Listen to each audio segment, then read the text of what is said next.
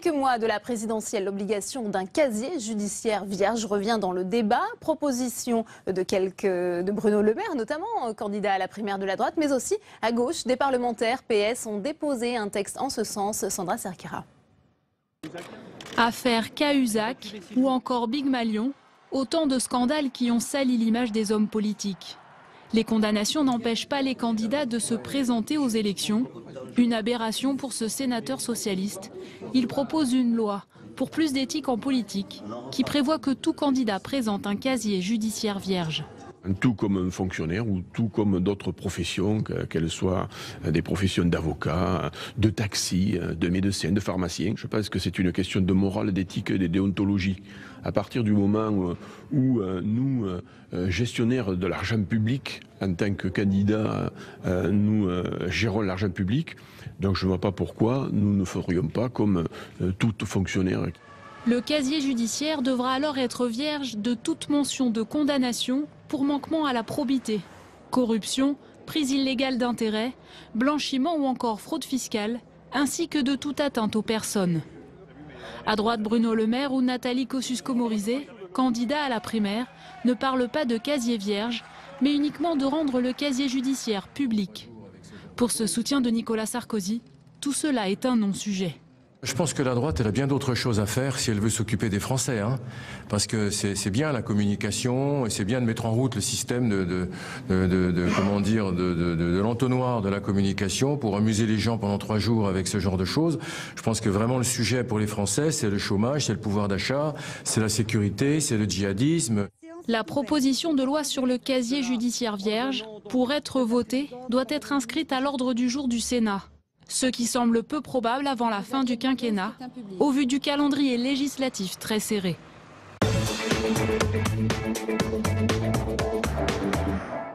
Et on ouvre le débat dans Sénat 360 avec mes invités sur ce plateau. Lorraine Bouneau, bonjour. Vous êtes porte-parole de Transparency International France. Merci d'être avec nous. J'accueille également Jérôme Durain. Bonjour. Vous êtes sénateur socialiste de la Saône-et-Loire. Vous soutenez ce texte. On va en parler bien entendu dans un instant. Hervé Maurey est également sur ce plateau. Bonjour. Sénateur UDI-UC de l'Eure. Vous soutenez Bruno Le Maire à la primaire de la droite. Et Gérard Longuet est également sur ce plateau. Bonjour. Ancien ministre, sénateur Les Républicains de la Meuse, vous soutenez François Fillon dans la primaire de la droite et du centre. Merci à tous les quatre.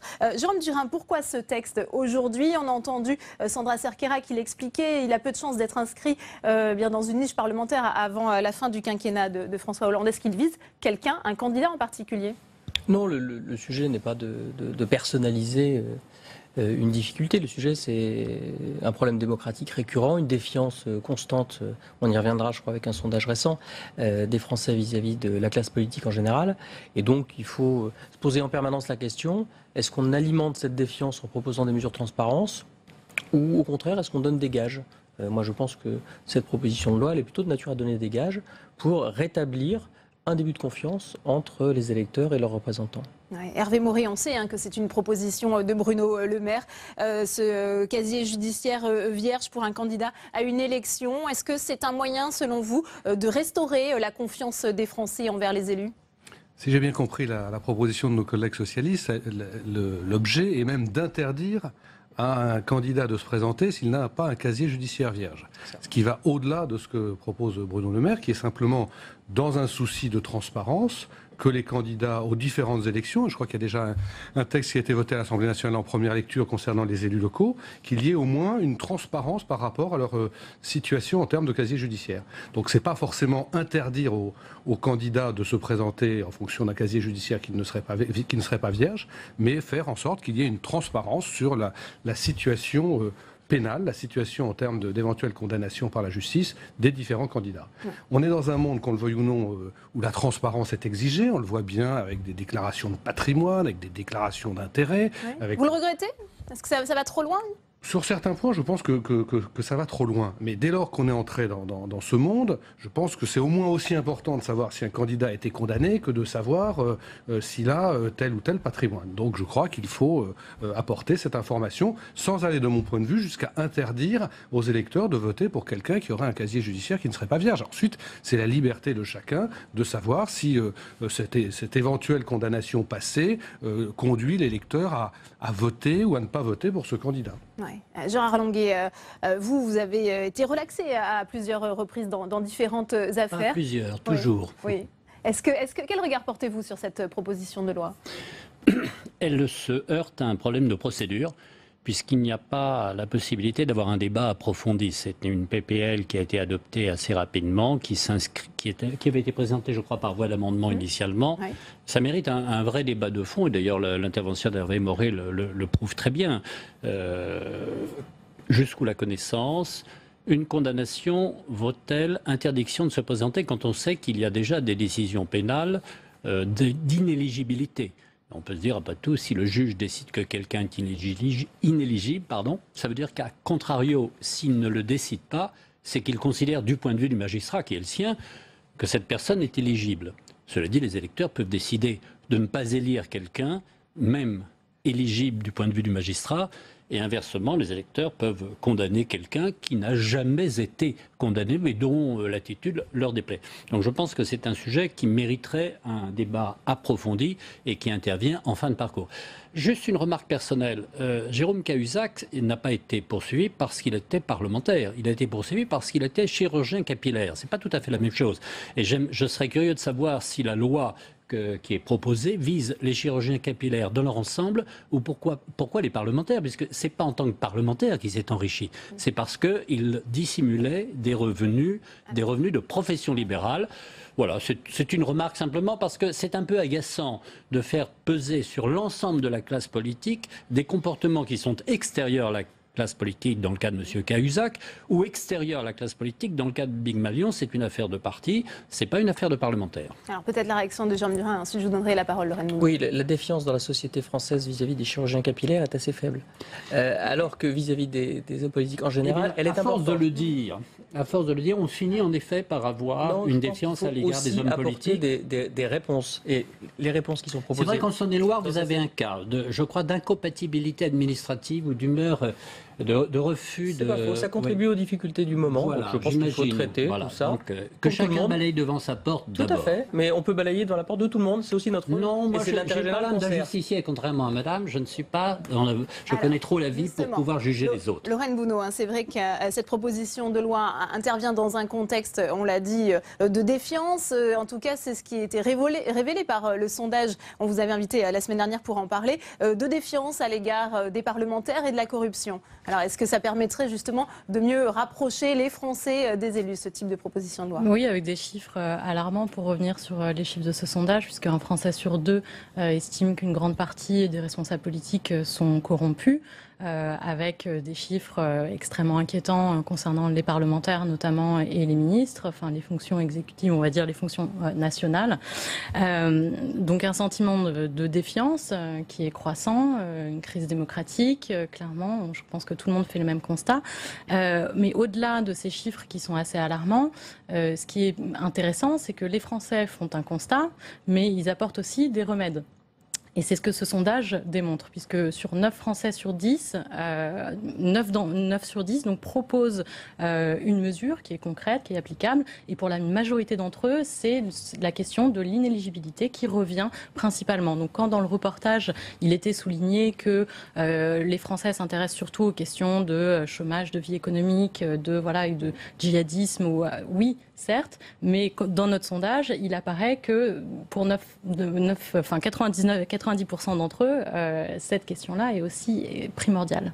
Permettez-moi d'intervenir. Je voudrais simplement rappeler que ce constat est faux. Que les Français doutent de l'honnêteté des hommes politiques, c'est vraisemblable, ça a toujours été le cas.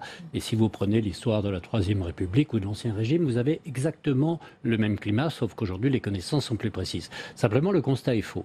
Le constat est faux parce qu'il y a en effet des procédures judiciaires, que ces procédures sont exceptionnelles, parfaitement minoritaires et ne concernent que des cas tout à fait extrêmes. Et ce qui serait agréable, c'est qu'il y ait qu'une association comme la vôtre dise oui, les Français sont inquiets, mais leurs hommes politiques ne sont pas condamnés parce qu'ils ne sont pas poursuivis, sans doute peut-être parce qu'ils n'ont pas commis de délit. Et ce serait bien d'accompagner la classe politique plutôt que de lui faire peser une sorte de soupçon permanent. C'est tout. Alors, Hervé Maurey, ensuite. C'est un métier difficile, vous savez, être élu.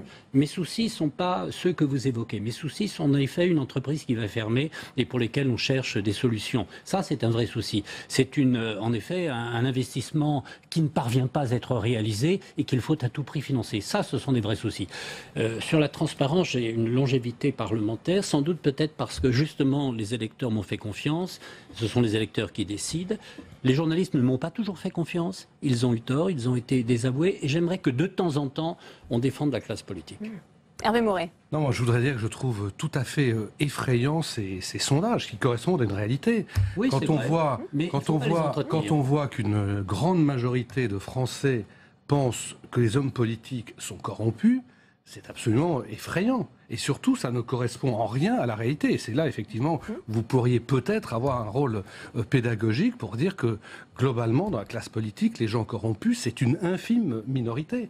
Et sans même parler de corruption, moi, ce qui m'étonne toujours, c'est de voir à quel point les citoyens pensent que l'on a des avantages et des situations matérielles extraordinaires. Quand je suis dans le métro, les gens sont étonnés de me voir dans le métro. Tout à fait. Aussi. Et quand on reçoit, ce qui nous arrive même des élus ici, au Sénat, ils demandent où sont nos voitures de fonction, où est notre appartement quand ils regardent le bâtiment. On les invite sur nos indemnités à déjeuner au Sénat. Un statut de parlementaire peut-être enviable à celui d'un ouvrier ou d'un salarié, Hervé Maurey. Je suis désolé, là je vais dire quelque chose qui n'est pas politiquement correct, mais quand je vois le travail des hommes politiques, quand je vois les responsabilités qu'ils ont, eh bien, à situation comparable, on gagne beaucoup plus quand on est dans une entreprise. Quand vous voyez les présidents de région, je peux le dire, je ne suis pas président de région, qui ont des responsabilités énormes et qui gagnent beaucoup moins qu'un cadre dans le privé, ça on ne le dit jamais. Alors, tout comme on ne dit jamais le volume de travail des élus locaux ou nationaux. Moi j'étais maire il y a encore peu de temps, je finis. Quand j'arrivais à la mairie à 7h du matin le samedi, je me disais qu'il ne devait pas y avoir grand monde qui imaginait cela. Et ça, on ne le dit jamais. Jamais, jamais. Eh ben, vous venez de le dire sur ce plateau. Jérôme Durain, ma première question, c'était quand même aussi, est-ce que cette proposition de loi ne s'adresse pas à quelqu'un en particulier? On sait que Alain Juppé est peut-être le seul concerné. Je vous propose d'écouter ce que disait Virginie. Je crois qu'il a très bien répondu, Alain Juppé, avec beaucoup d'esprit. Il vaut mieux avoir un passé qu'un avenir en matière judiciaire, c'est ce qu'il a dit. Écoutez ce que disait Virginie. Prenez le cas d'un syndicaliste, madame. Prenez le cas d'un syndicaliste qui est candidat aux élections législatives. Va-t-on l'empêcher d'être candidat pour la raison qu'il aurait empêché une libre circulation dans un piquet de grève? Ce sera invraisemblable. Donc il faudra non seulement présenter le casier judiciaire, mais présenter chaque affaire pour savoir si cette affaire ressort ou non de l'inéligibilité. On écoute Virginie Calmel, soutien d'Alain Juppé, puisqu'il n'y a pas de soutien sur ce plateau. On l'écoute, elle était l'invitée de notre matinale Territoire d'Info ce matin.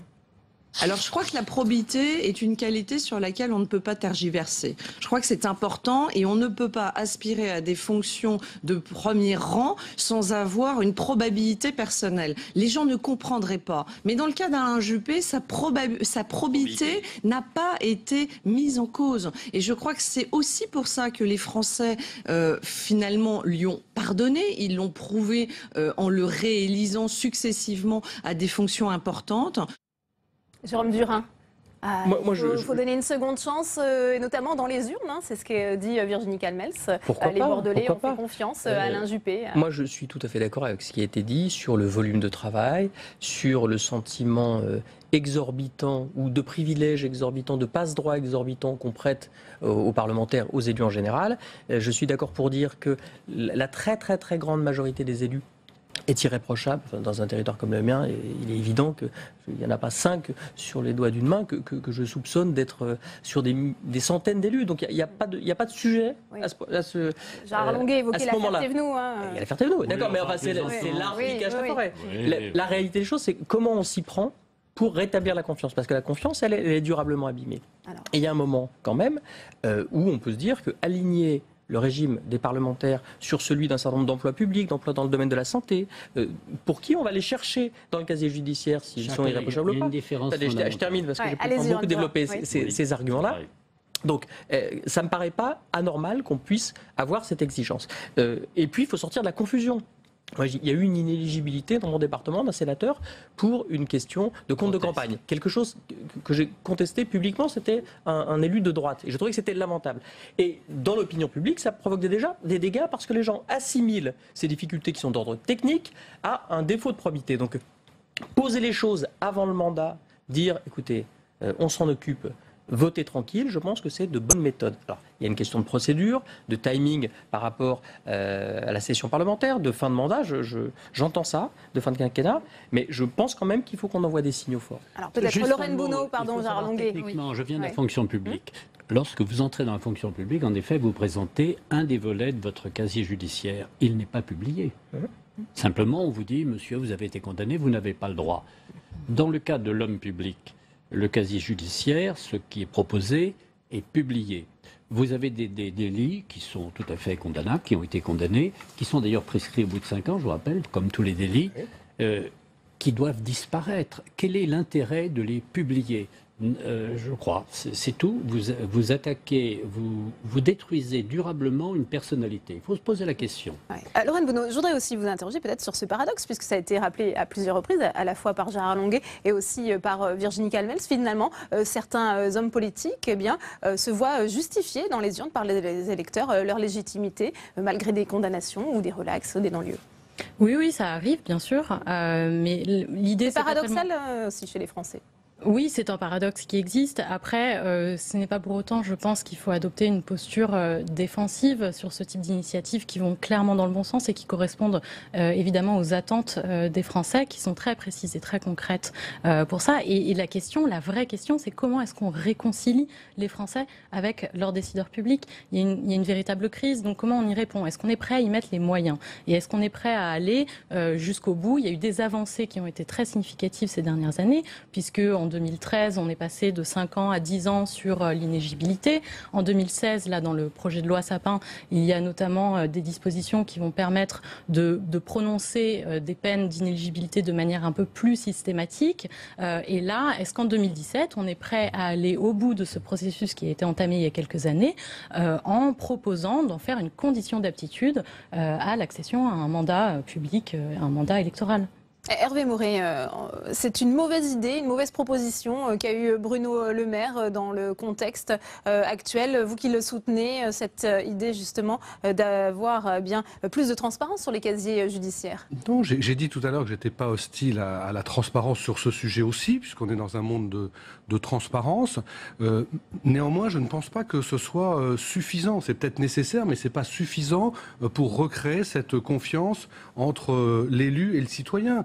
Même si demain cette proposition de loi aboutissait, c'est pas pour autant que ce que j'évoquais tout à l'heure, le sentiment qu'on s'en met plein les fouilles, le sentiment qu'on est des privilégiés, le sentiment qu'on ne paye pas quand on va au restaurant, etc. etc. Je pense pas que ça suffirait. Quelles sont vos propositions justement pour lutter contre ces préjugés ? Je crois qu'il faut de la pédagogie, et qu'au lieu de toujours montrer du doigt des choses qui sont pas toujours exactes. Moi, je me souviens, j'étais nouvellement sénateur, il y a eu un reportage à la télévision, il en ressortait que tous les sénateurs avaient une voiture, que c'était présenté de telle manière que les gens qui avaient vu ce reportage avaient ce sentiment. Donc c'est vrai que c'est plus facile de donner à penser qu'on est des privilégiés que l'inverse, ça se vend mieux, mais je crois que si on voulait vraiment faire œuvre utile, il faudrait, évidemment les médias sont concernés, qu'il y ait une pédagogie, qu'on suive un jour des élus sur le terrain, qu'on voit le nombre d'heures qu'ils font, les frais qu'ils ont à prendre en charge eux-mêmes, le montant réel de ce qu'ils touchent. Il y a la question du travail parlementaire à proprement parler et la question du casier judiciaire. C'est pas tout à fait la même chose, Hervé Maurey. Les Français sont quand même très, très paradoxaux, parce que il y a quand même quelqu'un qu'on aurait pu citer sur ce plateau, même si on n'est pas là pour pointer du doigt tel ou tel. Monsieur Balkany est quelqu'un qui, lui, a eu des condamnations, qui a eu des peines d'inéligibilité. Dès que ça a été passé, il a été élu, réélu, et encore réélu brillamment. Et vous avez des tas de gens dans sa ville qui disent j'aime autant un maire qui n'est pas très honnête, mais qui fait du bon boulot. Donc alors, tout ça n'est pas... Ça vous fait réagir, Lorraine Bouno, non, mais c'est une réalité. Je ne dis pas que les gens ont raison, je ne défends pas monsieur Balkany en disant ça. Je constate que quelqu'un quelqu'un qui, lui, a été vraiment condamné, qui a eu vraiment des peines d'inéligibilité, il est élu et réélu, et que, apparemment, les administrés de sa ville sont très contents de lui. Donc on est dans le paradoxe total. Je vous donnerai la parole, je ne suis pas là pour juger le vote des Français. En revanche, faisons en sorte de déjà appliquer ce qui existe et l'arsenal législatif qui existe, puisque aujourd'hui, il n'est pas appliqué. Pour ce qui est des peines d'inéligibilité, si on prend juste, par exemple, des chiffres de 2013, le service central de prévention de la corruption, alors je vais aller complètement dans votre sens, la plupart des hommes politiques sont intègres, puisque... Mais tout à fait, mais on le dit d'ailleurs à chacune de nos interventions. On le dit à chacune de nos interventions. Mais en 2013, il y avait eu 149 condamnations pour atteinte à la probité, seulement 2 petites peines complémentaires d'inéligibilité. Ça aussi, ça crée, ça soutient, ça donne corps à un sentiment d'impunité que les Français ne veulent plus. Voilà. En démocratie, le juge, c'est l'électeur. Ouais. Je crois qu'Hervé Maurey a parlé d'or. Les électeurs sont nos juges. On accepte leur jugement. C'est un jugement d'ailleurs qui est souvent très cruel parce qu'il n'est pas fonction du travail fait. Lorsque j'ai été élu la première fois, il y avait le classement du point. Les 5 premiers ont été battus, sauf 1. Les 5 derniers ont été réélus, sauf 1. Le lien avec l'électeur est un lien très particulier qui est fait de confiance et de jugement subjectif et personnel. Alors cela étant, je suis tout à fait d'accord et j'ai accepté toute une série de transparences. Je dis simplement que sur ce texte précis, puisque vous nous posez la question, je pense que le débat n'est pas suffisamment approfondi et que nous ne pourrons pas, et c'est la raison pour laquelle notre rapporteur, Maître Pillet, qui est avocat, sénateur, ne souhaite pas faire aboutir ce texte. Il dit simplement, nous ne sommes pas allés au fond du débat. Je prenais cet exemple de la condamnation dans une action syndicale. On pourrait avoir aussi une condamnation dans le domaine fiscal. Vous pouvez vous tromper et vous pouvez avoir une condamnation pénale. Doit-elle, cette condamnation, vous exclure de la vie publique? Je n'en suis pas certain. En plus, j'ajoute, je suis pour une société, non pas de la repentance permanente, mais de payer ses fautes. Mais une fois les fautes payées et acquittées, les lecteurs doivent juger. Réhabilitation. Ce qui n'est pas incompatible avec le texte, d'ailleurs. Et justement, c'est pour ça qu'il faudrait travailler le texte. Non, moi je reviens sur l'affaire Balkany, ou sur le sujet Balkany. Monsieur Balkany pourrait avoir 110% des voix dans sa commune. Ça pourrait ne pas être un problème pour les gens de Levallois, ça constitue quand même un problème pour le reste du territoire national, parce que ça permet quand même à des gens dont la probité est mise en cause publiquement dans le débat public, de rester dans le débat public et de donner l'image d'une classe politique qui s'abîme elle-même. Donc il y a quand même un vrai sujet autour de ces contre-exemples-là. L'électeur a toujours raison, sans doute, mais est-ce qu'on n'a pas, dans l'intérêt général, besoin de sonner des règles qui évitent que ces contre-exemples ne fleurissent et ne prospèrent, en tout cas ne restent une épine dans notre pied. Ce qui serait choquant, c'est que M. Balkany, ayant commis une faute, n'ait pas été condamné. Il a commis des fautes et pour les fautes connues, il a été condamné. Et il a été inéligible, il a renoncé à son mandat. Je voudrais, c'est le cas d'ailleurs de M. Emmanueli, qui est un homme parfaitement honnête, mais qui a financé le Parti Socialiste au moment où les financements n'existaient pas. Il a été condamné, il a purgé en quelque sorte sa peine d'inéligibilité et il a été réélu parce que les électeurs ont considéré qu'il avait payé à la société sa faute. Est-ce que vous regrettez que ces questions reviennent finalement sur le devant de la scène en période électorale, Lorraine Gounod? Mais si ça peut servir de tremplin pour que ce soit adopté, non, je ne vais pas le regretter. Qu'elles interviennent maintenant, bon, elles auraient pu intervenir avant, puisque c'est une demande qui existe depuis très longtemps, depuis de nombreuses années. Donc voilà, elles interviennent maintenant, saisissons-les et puis demandons aux candidats au présidentiel de s'engager très fermement sur ces questions. Oui. Ouais. Hervé Maurey, on arrive bientôt au terme de ce débat. Il faut quand même améliorer le lien de confiance envers les élus, on le disait, avec quand même un devoir d'exemplarité. Bien sûr que les élus ont un devoir d'exemplarité, mais encore une fois, dans la plupart des cas, les élus sont exemplaires. Il faut que lorsque ça n'est pas le cas, qu'ils soient condamnés. Ils le sont. Et il faut que collectivement, on essaie, et je sais que c'est pas facile, mais on a tous à œuvrer en ce sens collectivement, de montrer aux Françaises et aux Français la réalité de la situation. C'est-à-dire une classe politique qui, dans son immense majorité, est intègre et qui, dans son immense majorité, travaille énormément et qui n'a pas des indemnités ou des rémunérations excessives eu égard à ce travail et aux responsabilités qu'ils ont. Moi, j'ai été chef d'entreprise, je gagnais beaucoup mieux ma vie qu'avant d'être sénateur. Jérôme Durain, peut-être? Non, moi je pense que, je prends Gérard Longuet au mot, je crois qu'il faut qu'on aille au fond de ce débat et qu'on pose un certain nombre de choses sur la table. Alors, la PPL est insatisfaisante, sans doute, mais il faudra quand même qu'on progresse. Il faut que ce débat aille au bout, parce qu'il faut sortir de la connivence. Le reprendre peut-être ? De toute façon, le travail parlementaire est un travail continu. Un président de la République passe, mais le travail parlementaire continue. J'en ai vu plusieurs des présidents de la République et on continuera d'avancer. La situation du parlementaire a changé. Je vais simplement faire une petite remarque. Je ne suis pas sûr que les parlementaires aient nécessairement gagné, à part des chefs d'entreprise qui acceptent de faire l'effort de devenir parlementaire. On a aujourd'hui un recrutement qui est un recrutement de nature différente, qui vient pour la moitié d'entre eux, paraît-il, à l'Assemblée nationale, des attachés parlementaires. C'est-à-dire que nous avons un Parlement qui est de plus en plus politique, venant de la vie politique. Ça veut dire que les gens de la société civile, dont on parle avec enthousiasme à chaque élection présidentielle, récusent la carrière politique. Et il faudrait peut-être se poser la question de savoir pourquoi un chef d'entreprise, un cadre supérieur, un grand avocat ne veut pas être parlementaire. C'est peut-être parce que le métier est plus difficile qu'on ne croit et beaucoup moins intéressant que nos compatriotes le pensent, et il serait bon de le dire. Oui. Jérôme Durin, et je vous donnerai le mot de la fin, Lorraine Mouno. Non, sur la carrière, je pense que la diversification, elle tient aussi à d'autres mesures d'organisation de la vie publique, avec le non-cumul des mandats. Et je pense que là aussi, il y a les grands avocats, il y a les chefs d'entreprise, il y a les cadres supérieurs, il y a aussi les ouvriers, il y a aussi les agriculteurs, il y a aussi les infirmières. Donc effectivement, il faut un recrutement très vaste. Mais il y en a de moins en moins au Parlement. Gérard Longuet a tout à fait raison. Oui, il y en aura de moins en moins. Que retiendrez-vous de ce débat ? Le débat est légitime, ce que disait Gérard Longuet. Il faudra peut-être aller au fond des choses. Tout à fait. Et puis que la question du renouvellement de la classe politique est clairement au cœur en fait des préoccupations à la fois des Français et puis de ce plateau apparemment. Donc très positif. Mais moi je vous admire parce que vous autoproclamez au nom de la transparence et de la justice. Moi je pense avoir respecté les lois depuis que j'ai une vie publique. Et je ne revendique pas cette sagesse. Je vous admire. Mais j'espère que vous ne vous sentez pas visé. Ah non, pas du tout. Alors, bien, merci. Je connais trop l'histoire de mon pays pour me faire la moindre illusion sur la façon dont les hommes politiques sont jugés. Ça ne veut pas dire d'ailleurs qu'ils soient rejetés. C'est vous savez, c'est une dialectique entre la passion et l'hostilité. C'est très compliqué. Clémenceau, par exemple. Clémenceau a des places partout dans les villes et sous-préfectures de France, et Clémenceau a été chassé du Var à coups de cailloux après l'affaire de Panama. Et c'est pourtant le sauveur de la France. Il a même une salle ici au Sénat. Merci beaucoup. Et il a même une salle ici au Sénat. Merci beaucoup Gérard Longuet. Merci Jérôme Durin. Merci Lorraine Mouno. Merci Hervé Morin.